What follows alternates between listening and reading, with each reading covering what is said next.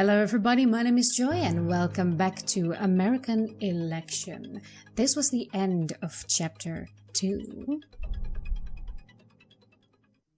Chapter 3. Get Out. 5 years earlier. You are 20 years old, standing in front of your father, talking to him for the final time. All around the detritus of his sad life emerged to your vision. The empty beer bottles cluttering the shelves like ornaments, old newspapers stacked in columns beneath the flag of the Confederacy. The gun above the fire, you saw it all. More clearly than you could have ever seen it as a child. It was a temple, a hymn to a dying world. Your father said it then, knowing he'd respond his way, changing nothing. Your father said it then, knowing he'd respond this way, change nothing, but it still hurt. Inane noise dribbled from the television, and he said it. Get out. Dad, please, I didn't stand your ground. I don't know what this is about, so I'm gonna stand my ground, I guess? What the fuck do you think I just said? He is shaking. You told me to get out. So you're not deaf, he smiles. A disgusted smile, a pained smile. He quivers, his whole frame stumbling with every word. Your shame visible in every breath, in every tear. Go. Your old possessions are already packed up in the trunk of the car or discarded in the trash of his place. You have a scholarship and a girlfriend who loves you. You need nothing. You should never have come back here. And so you say your final words. I hope you live a good life. I hope you rot. You know what? I hope you live a good life. I hope we meet again. You won't see me again. You know what? I don't know the context too much of this situation, so let's just say I hope we meet again. If you improve your, I assume, demeanor towards gay people, I think? Is that what this is about? You leave his house, his ugly, decrepit shack. 15 minutes driving through the forest paths, half an hour along the hills, and highway until you reach town. You'll go back to college tomorrow. You'll go back and try and forget what has happened. Try to forget your father, and life will be great again. You flick through the channels in your hotel room. Barely able to concentrate. It is the 2011 White House Press Correspondents' Dinner, and Obama's... oh god, I can't pronounce anything today, I'm sorry. And Obama stands at the podium. The President of the United States of America speaks. Now I know that he's taken some flack lately, but no one is happier. No one is prouder to put his birth certificate matter to rest than this Truman Glass. And that's because he can finally get back to focusing on the issues that matter. Like, did we fake the moon landing? What really happened in Roswell? And where are Biggie and Tupac? You sit up. But all kidding aside, obviously, we all know about your credentials and breadth of experience. For example, no, seriously, just recently, the men's cooking team did not impress the judges from Omaha Steaks, and there was a lot of blame to go around. But you, Mr. Glass, recognized that the real problem was a lack of leadership. And so ultimately, you didn't blame Little John or Meatloaf, you fired Busset. And these are the kind of decisions that keep me up at night. Well handled, sir. Well handled. You watch as a comedian takes the mic, as he jokes. Glass has been saying he will run for president as a Republican, which is surprising, since I just assumed he was running as a joke. You watch as the crowd laughs. Truman owns the Mistress America pageant, which is great for Republicans because it will streamline their search for vice president. You watch as Truman Glass is humiliated. Glass said recently he's got a great relationship with the blacks. Unless the blacks are a family of white people, I bet he's mistaken. You watch as the world changes. The world manifests as it always was, deep in its hearts of hearts. You watch as nothing changes. And 4 years later, you get a call. It's 2015. You heard the word for the first time just a few weeks ago. Kleptocracy. A government of thieves, a system of politics reliant upon criminality. America's nearest rival is half a world away. Nations rattle and rage, pretending that they are not conquerors, pretending that the whole world is out to get them. In the cradles of Western civilization, men unleash horror. You head west. As your flight splutters across the continent, you dream of the Republic, of manifest destiny. At the airport, a campaign staffer is waiting for you. Abigail Thoreau, scrawled in red all over his sign. "Hi, I'm Gary." You go with him to the car. "Ready to bring America back, Abby?" He smiles, holding the door open for you. "You bet," or something like that. "Well, it's my job, so might as well just be enthused." "Well, let's go then," he beams, and you drive off. He keeps looking at you in the rearview mirror. "You have a real pretty smile," he says. "Thanks, let's just drive, say nothing." "Thanks, I guess." He smiles back at you and you keep trundling along without a word for a while. "What is it that led you to apply for this job anyway?" Gary pauses. "I bet your boyfriend wasn't keen for you to come all the way out here." "I don't have a boyfriend. I didn't apply. I was recruited. That's my business." "I didn't apply. I was recruited. It's none of his business, but I can still give him a semi-polite answer, I guess." "Wow," he grins. "Brains and beauty." He looks at you in the mirror occasionally, but apart from that, the rest of the journey is quiet. You think about the question. You think about why you are here. You wonder how many people you've known throughout your life would be surprised that you supported a man like Truman Glass. That you could. It's just a job. He has great potential. If manipulated properly, he could bring America back. Oh God. Oh, that is such that's a difficult answer, because basically a rich and powerful person, yes, always has potential. I mean, where there's money, there's potential. But it's going to be difficult to manipulate properly, I'm afraid. Oh God, this is getting way too political. It's just a job. It's an opportunity for me to get my voice heard. If that's what you believe anyway, you wouldn't throw him in with the rest of his supporters. He's not the same.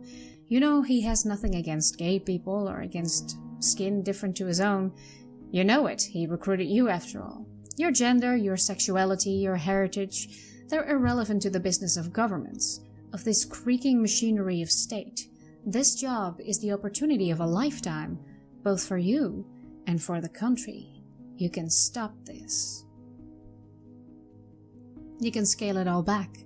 People should be free to lead their own lives without interference, and if you're part of it, if you're at his side, you can be a positive influence. That's what I mean, but that is so difficult. You suppose some people you've known, some people that you've loved, might hate you for taking this position. But the woman opposing Glass isn't much better. You're supposed to support someone like her? You can't, you won't, you try and think about something else. You won't, I guess, because you're not. You finally arrive at the local headquarters. "It's a lucky day for you," Gary says. "Why?" "Oh, why?" "Just why, I guess." He smiles. "I'm taking you out to dinner," he says, and then laughs to himself. Just kidding, just kidding. There's a brief silence as he awkwardly stares at you. The big man himself is arriving later today. Truman's got a meeting here and another rally tomorrow. You enter the building and follow Gary through. I think you're due to do a rotation over the next few days, aren't you?" His eyes dart down at your body briefly. "Trying out being a call girl on the phone first, right?" He sniggers. "Going to give it all my charm. I'm sorry, that's a little inappropriate, isn't it? Please shut up, Gary." I think I told him last time to shut up, Gary, so I'm just gonna give it all my charm. Gonna deal with this. He says. "Well, I'll leave you here then." You head over to the supervisor's desk a few minutes later and you're installed at your first station, the computer glaring a few phone numbers at you. You see the phone on the cubicle's wall. There aren't even headsets here. The campaign needs money. Glass's personal funds, whatever little he started with, none of it is enough. You call your first number. You call your first number and another and another. As you wait, you look out at the hustle and bustle of the room. Everyone seems cheerful, passionate, committed. Things seem to be going well. The people you speak to have been selected from online databases, you're told. Everything about them, what sites they visit, what information they've shared, what things they've bought. fed into a system that shows you who can be targeted and persuaded. It's a system that works. Hold on, I just saw a weird thing in my recording.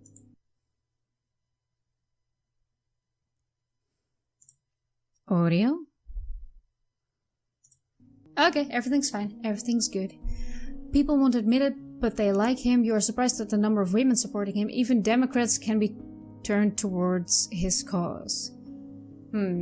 Okay. I guess you're surprised at the number of women supporting him. The day continues on much the same way. You gradually lose will to live, of course, but you wanted this. To see how each component of this campaign is run. To see what people around America thought.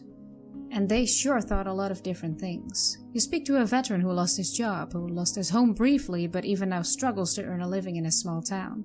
He tells you everyone gave up on them. Everyone. And it doesn't matter whatever un-PC stuff Glass might say, at least he still gives a shit. You listen to him for a while, and to others.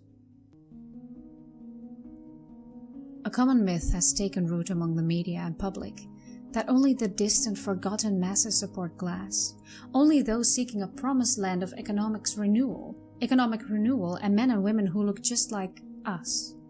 But plenty of people crave change, even if they don't understand what they're asking for. You are somewhere between a salesperson and an agony aunt, speaking to a horde of housewives and millennials, each with entire worlds within their eyes and hearts. You dial again. Gary is laughing way too much at someone's joke, or perhaps his own. You dislike him deeply. Someone answers the call. Who is this? Hello, sir. I'm phoning from Truman Glass's campaign. And have you decided who you are supporting in 2016? Not yet. Would you like me to tell you more about Glass? No need, miss. I won't be voting for him. I thought you were undecided. I haven't decided yet if I'm voting at all, but I know I'm not voting for Truman Glass. Why? It's my friends, he says, even more gruffly than before. The people he wants gone are hurt or worse. Many of those people are my friends, miss. Now, I don't much like who he's up against either, but I've got too many friends I'd never be able to look in the eye again knowing I voted for Glass. Am I gonna thank the man and move on, or debate him? I think it's better to thank him and move on. You thank the man and are about to try and end the call when he speaks again. His voice grown strange and tired. Do you ever think about your friends? He asked. What do you mean? Your friends who might be affected by all this if you get what you want? He pauses. If you don't have any, perhaps consider why that might be. You thank him again and end the call. You finish at around 10 p.m. You wish that hadn't been your final call. The way the man spoke to you, the tenor of his voice, it upset you, even if he was polite for the most part. It would have been better if he'd lost his shit. You try not to think about it. Yeah, this is like you'd rather have somebody yell at you than have them be disappointed in you, genuinely disappointed. I guess it would have been better if you lost his shit. You wonder whether you should go home and get some sleep, or if you even could in this new time zone. Even though you're wide awake, you're still not right in your mind. And so you don't notice the man who enters the office. Not at first.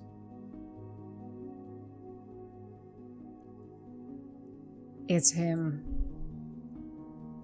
You're not sure if he realizes you're there. The room is so dark. He fumbles for some aspirin and necks it down, seemingly struggling for breath a little afterwards.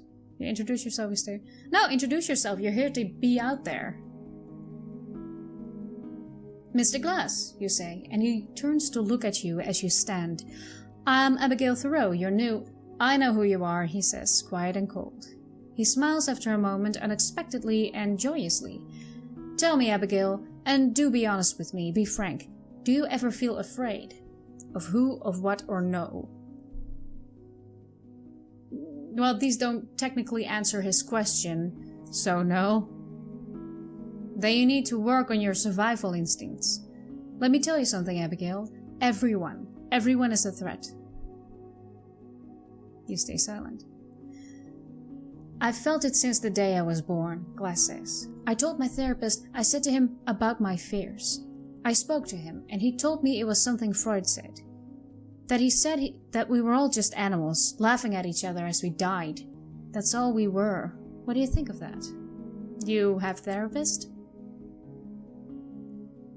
No, I wouldn't need a therapist. I talked to one a while back.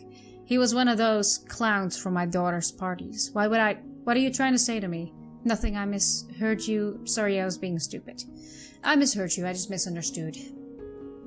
He continues his train of thought, staring down at the floor for a little bit and then looking up at you, his face tired, angry, and fallen. So you don't have to wonder why people are mucked up, why they're losers, why they cheat and steal and lie and do the things that they do. They're animals. We're all animals. If you realize that, you can make yourself into anything you like. That would be my advice to a lady like yourself. Do what you want to do. Don't listen to in here. He taps on the side of his head. Or even in here. He taps his belly. Just do what you want to do. Maybe you're right about people. I'm glad you see it. You're going to go far in this line of work, he says. You know, my father set out a mountain nothing, he said, shaking his head with a little chuckle. And here I am, about to be the fucking president. I wonder if that will be enough. Enough of what he does not make clear. Once I get it. What's my job going to be? How should I act? What should I do with all that? You know. He taps his head again. His sentiment unfinished. Real questions, Abigail Thoreau.